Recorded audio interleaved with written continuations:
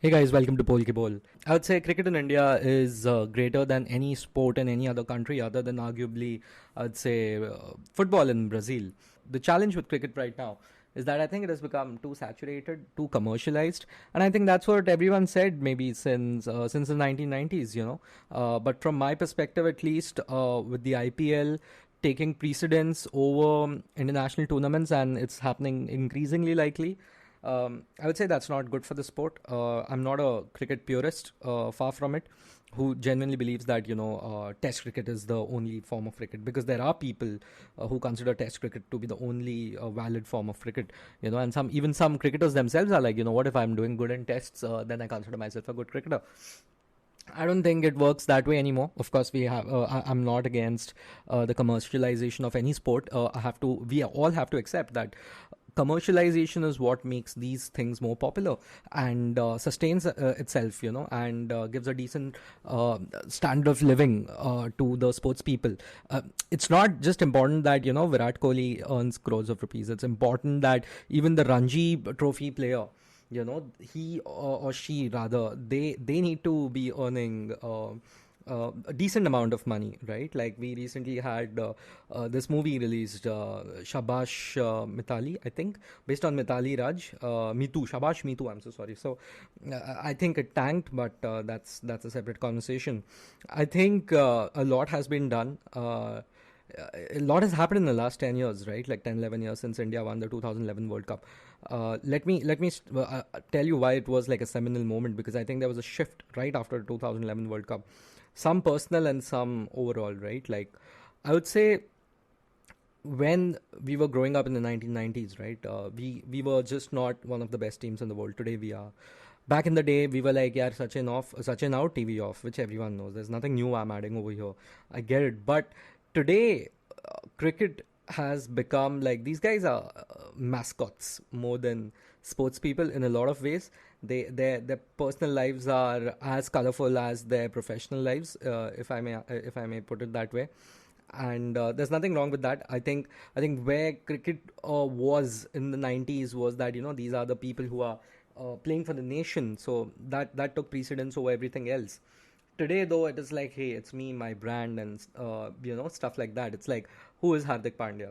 It's not like Hardik Pandya, the Indian national team cricketer. He's Hardik Pandya, the brand, who also happens to be a cricketer for India. These guys go on Karan Johar's show and almost torpedo their careers for no reason. Um, but I would say today it's very different in the sense that when we were growing up, it was like once in a couple of months we would have some cricket match going on, right? And the stakes would be high. The stakes would be high. There would be series here and there. Oh, we are touring England. Oh, we are touring Australia. Oh, we are going to West Indies. How are we going to play with the fast bowlers and everything like that? So it stands true till date, of course, these things. But I genuinely felt that every series mattered. There was something, which came up with it. Like whether it was like 10 Sports or ESPN or Star Sports or whoever was broadcasting those matches, their promos mattered. Today they all look copy pasted. I would say, like, and every time I see a promo for an India Sri Lanka tour, I'm like, I cringe. I'm like, bro, मतलब ये तो मतलब बाजू में गली में जाके खेलने जैसा हो गया. And we know it like, like, हाँ, ज़्यादा कुछ है नहीं इसमें. It's just India Sri Lanka. I sometimes feel these are warm up matches. India Sri Lanka, I can never take them seriously. So I would say that when we were growing up, there was a huge element of fondness for every game that was played. I think the weight and the fondness per game has gone down simply because there's too much cricket. The cricketer has changed. The role of cricket in society has changed. Today, we have more sports people to peg our national identity on to, and national pride, and to derive national pride out of. Just I think yesterday it was Neeraj Chopra who won the silver in the World Championships, if I'm not wrong. I mean, the guy is fantastic. I mean, when he won the Olympic gold, my father, I'm not even kidding, like, right? Like, my father actually changed his DP to Neeraj Chopra throwing a javelin. And I was like, wow, okay, it's real, you know? When these things happen on WhatsApp, you know, it has permeated into the culture. Back in those days, we had nothing. Even as I said, even when our team was shit, like, all we had to take solace in was that, yeah, Sachin ne century mara hai, Sachin ne 60 run banaya, or some shit like that. Today it's different though. I think India is a much more confident nation, which has a plethora of sports people, which includes, of course, the great PV Sindhu, and of course before her it was Saina Nehwal and others.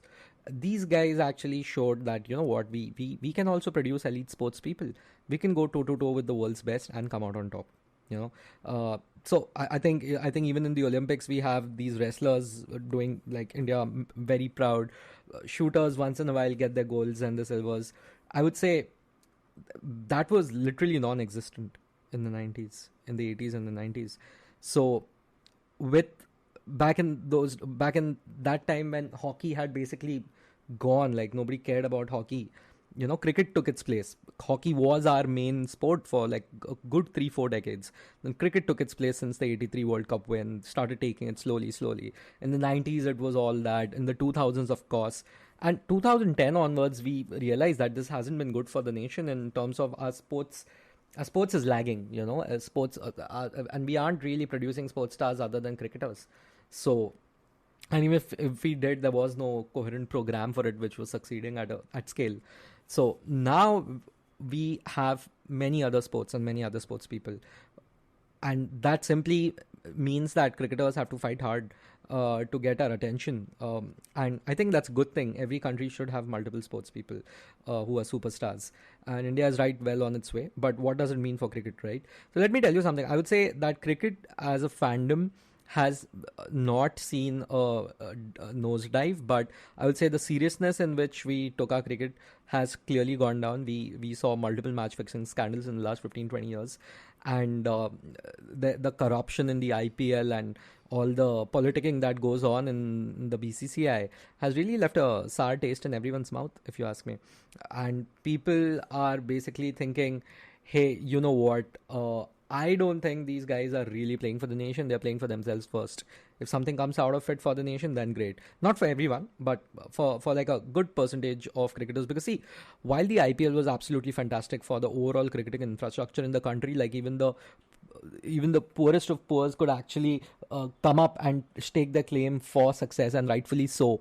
You know, they just didn't have to go for those 11 places in the Indian national team. I would say the IPL helped big time over there. So, of course, like, we have the IPL, we have a lot to thank it for, but I think it has just saturated the amount of cricket everyone's witnessing right now, and then it just dilutes the brand in my eyes. I genuinely feel that this is just, you know, oligarchs coming together to, you know, bet, you know, just it's like that, right? Like, hey, I own this team, I own that team. And it's like one rich person versus another rich person. And of course there's a lot of entertainment that comes out of it when the IPL is on. It's incredible, the atmosphere is incredible, but I think the amount of cricket that happens is also detrimental to the injuries, the fitness of our cricketers, right? And I think if you're honestly telling me some of our cricketers haven't been affected by the burnout because of the IPL, and IPL is not just about on-field cricket, right? There's as much off-field activity during the IPL than, you know, as compared to like an international tournament, say. So, of course, the new laws of the game, and by the game I mean the game of cricket commercialization, the sport within in itself, it requires these big dollars to come out, right? And I think IPL is just getting started. If you ask me, I think ultimately cricket will take the form of football, the way football is right now. All right, the way football is right now is that club football takes precedence over everything. And if there is some time left, they'll put in some international tournaments. We have like the Euros, uh, the South American Championship, which is Copa Libertadores, I think. Copa America, oh shit, the Copa Libertadores. I'm screwing the pronunciation, I know. That one is their Champions League, the South American Champions League.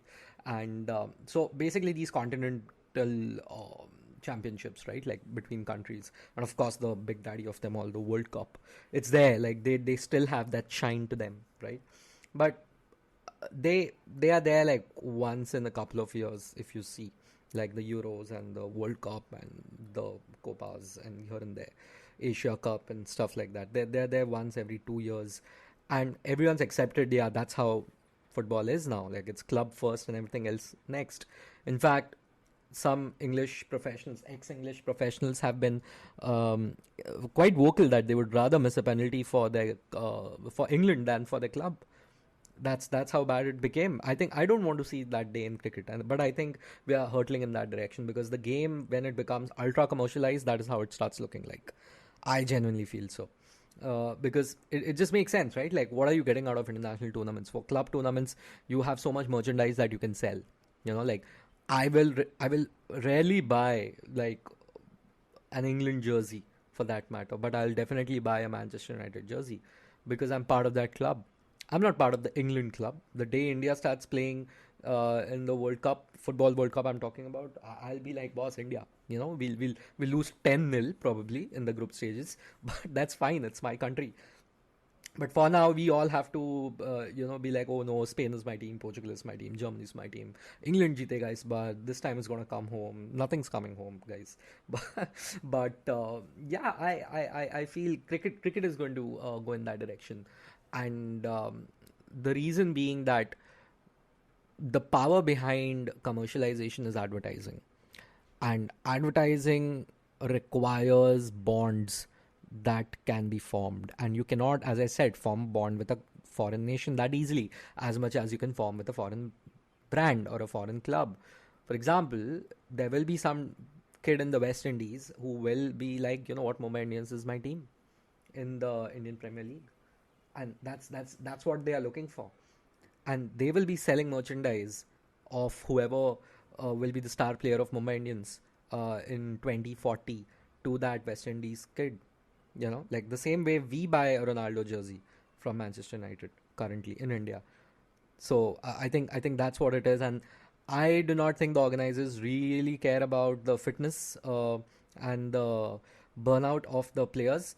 We are clearly seeing the same thing happening right now in football, where some of the world's best players and the best managers, including Kevin De Bruyne, Mohamed Salah, um, uh, you have, of course, Jurgen Klopp being very vocal about the fact that there's way too many games.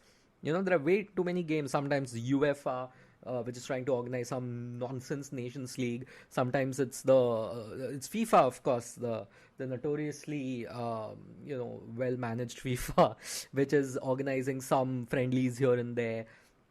And of course, clubs now have to take their pre-season tours in different parts of the world, like thousands of kilometers and miles away from where the club actually is, just so that the commercial angle is covered, because you get money to tour in those places. The day is not far. Like Dubai, we keep going to the Middle East. We keep going to Dubai for the IPL. Boss, it's gonna happen in the US. Like at least 1 or 2 games per club is going to happen in the US. Per team is going to happen in the US, because everyone will try to come up with new markets. There will be IPL in England once, because then that's what commercialization does, right? It breaks down boundaries of nations and it considers the whole world as a market. And once you're a market, there's no difference between London and Mumbai. The only difference is the weather conditions. It's just like, yeah, just another city or slash location slash venue slash stadium in our empire of this sport. So whether we like it or not, that's what's going to happen. I hope we still enjoy cricket. I think cricket is best enjoyed when you play it with your friends. And we do not take cricketers too seriously, because let's not forget, these are guys who like hardly have any education after the age of 16 to 18. All right, most of them do not. Let's be very serious. My challenge with cricketers nowadays is that they chime in on too many things without knowing much of the background, and that's on both sides of the aisle, whether it's the left or the right. I think I think many of them use cricket as a vehicle to advance their own agendas. Nothing wrong with it. Let's be honest. When actors can do it, why not sports people? You know. Like we have actors who have become presidents and chief ministers. I mean, Ronald Reagan comes to mind. And many actors in Tamil Nadu, like Tamil Nadu politics is like basically actors turning to politics. So why not cricketers, right? Like we have Mohammad Azharuddin, we have Gautam Gambhir, all these guys just turning into like politicians and being very vocal. I mean, no harm against that. But then you have people like Virat Kohli who genuinely are being advised by the wrong people in my eyes, and they just go, they just try to be someone else other than who they are not. But cricket will survive, cricket will thrive. Um, but I think the weight per cricketer will go down. Like they will not have the importance they once had, because as a star you need to be elusive. If you're a star who I can interact with all the time, you're not a star, bro. That's how it works. And games, I mean, I don't know, I think the 500th time I mentioned this, the game's too commercial, but we gotta live with it and just enjoy like a huge six or like a yorker that takes out the middle stump, because that's the essence of cricket in my eyes. Take care, guys. See ya.